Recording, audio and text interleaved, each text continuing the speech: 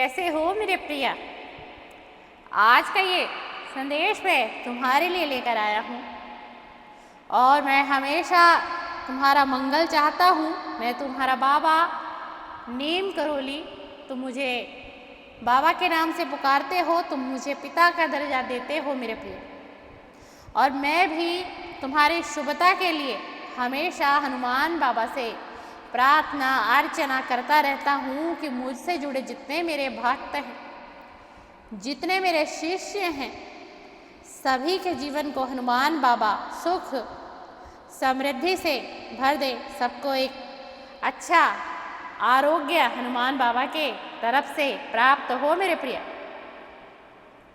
आज के संदेश में मैं तुम्हारा मार्गदर्शन करूंगा और मैं चाहता हूं कि तुम मेरे आज के संदेश को ध्यानपूर्वक और अंत तक सुनो मेरे प्रिय। तुम संदेश को सुनोगे, तुम्हें बहुत ज्ञान आज मिलेगा, बहुत तुम्हारा मन शांत होगा, तुम्हारा मस्तक भी शांत होगा और तुम्हारा हृदय भी शांत होगा। क्योंकि मेरे हर संदेश में मैं एक सकारात्मक ऊर्जा को भेजता हूँ कि वो मेरा भक्त जो मेरा संदेश सुनता है, उसकी पूरी बॉडी के अंदर एक सकारात्मक ऊर्जा उत्पन्न हो, उसको वो ऊर्जा प्राप्त हो, मेरी दी गई ऊर्जा उसके शरीर तक, उसके मन तक, उसके तन तक, उसके मस्तिष्क तक पहुंच सके।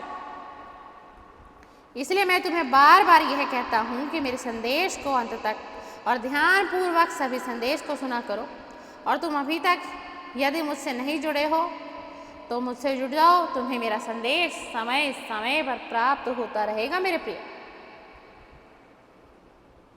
पूरी सिर्फ इंसान ही है जो अपना भविष्य तय कर सकता है।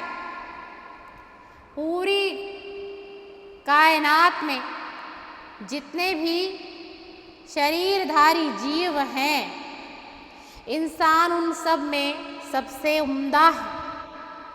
सारी की सारी खास चीज़ें ईश्वर ने इंसान को ही दी हैं। ज्ञान के लिए दिमाग, सोचने विचार करने के लिए मन, 5 ज्ञानेंद्रिया, 5 कर्मेंद्रिया और इसके भीतर जीवात्मा से सुसज्जित एक इंसानी देह ईश्वर की सबसे श्रेष्ठ रचना है मेरे प्रिय। अगर हम इस कायनात के हर एक जीव की संरचना के आधार पर फैसला करें तो इंसान की ही देह उस ईश्वर की सबसे खास रचना है, जिसकी किसी के साथ तुलना नहीं की जा सकती मेरे बच्चे। मैं तुम्हारा बाबा नीम करोली इस संदेश के माध्यम से आज तुम्हारा मार्गदर्शन करूंगा, तो मेरे संदेश को अंत तक अवश्य ही सुनना।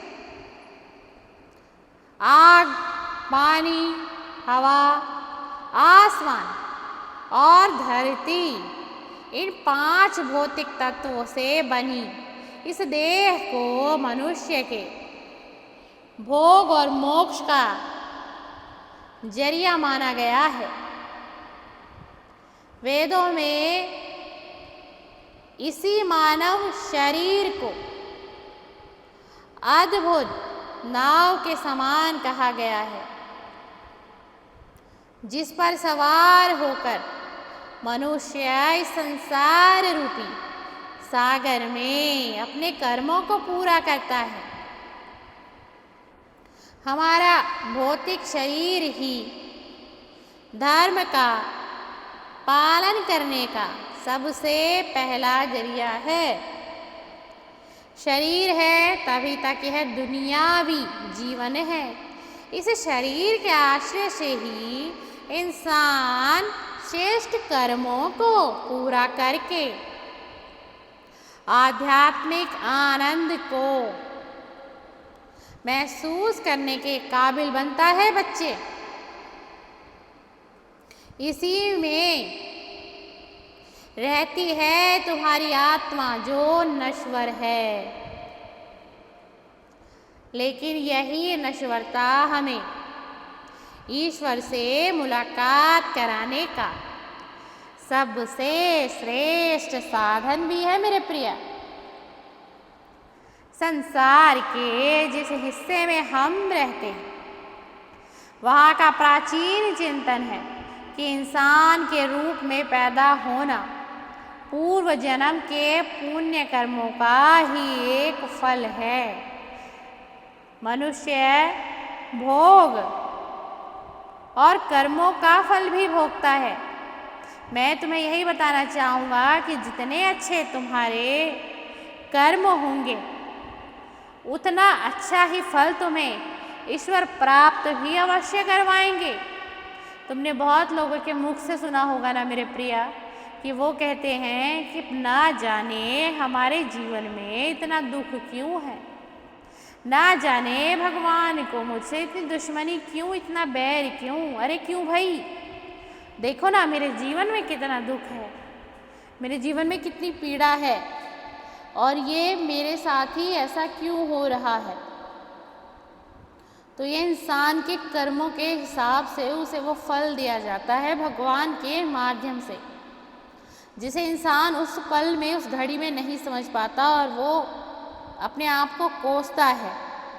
उसे लगता है कि मेरे साथ ही ऐसा क्यों, मैंने तो कभी किसी के साथ कुछ भी गलत व्यवहार नहीं किया, लेकिन अक्सर मेरे साथ ही ऐसा क्यों होता है।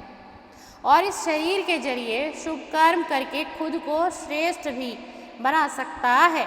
इस सृष्टि में जितनी भी योनियां हैं वह सभी भोग योनियां हैं, लेकिन मनुष्य को छोड़कर जितने भी प्राणी हैं उनमें चिंतन मनन और विवेक का अभाव भी होता है।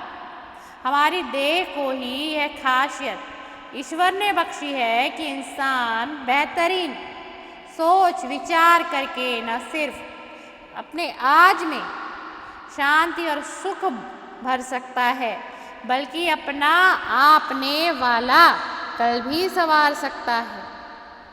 वो एक मनुष्य, एक इंसान, एक व्यक्ति पर ही निर्भर है। और मैं संदेश के माध्यम से मैं तुम्हारा मार्गदर्शन भी कर रहा हूँ और तुम्हें यही समझाना चाह रहा हूँ, मैं तुम्हारा बाबा, कि तुम मेरे संदेश के माध्यम से अपने जीवन की कुछ बातों को समझ सको और अपने जीवन में तुम आगे बढ़ सको, अपने जीवन के संघर्ष को कम कर सको यदि तुम्हें ज्ञान की प्राप्ति होगी। हमें हर पल इस संसार को बनाने वाले ईश्वर को शुक्रिया देना चाहिए कि उन्होंने हमें यह अनमोल धरोहर प्रदान की है।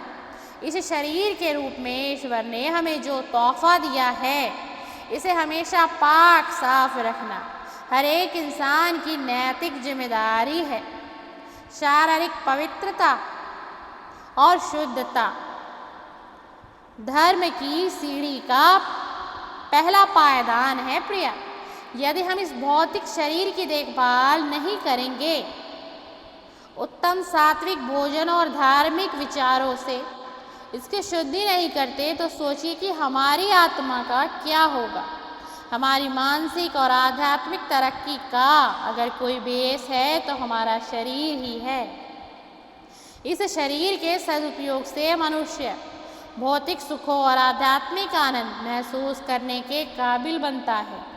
हम इस शरीर का दुरुपयोग करते हैं तो यह हमारी जिंदगी को दोजख भी बना देता है। अगर तुम अधिक मात्रा में मदिरा का सेवन करते हो, अधिक मात्रा में तुम नशे की चीज़ों को अगर ले रहे हो, तो यह भी तुम्हारे शरीर के लिए एक पीड़ा है और यह भी तुम्हें एक अधिक पीड़ा देकर जाएगी। मानव शरीर ही इकलौती वह जगह है जहाँ पर जीवात्मा और परमात्मा दोनों का मिलन हो सकता है।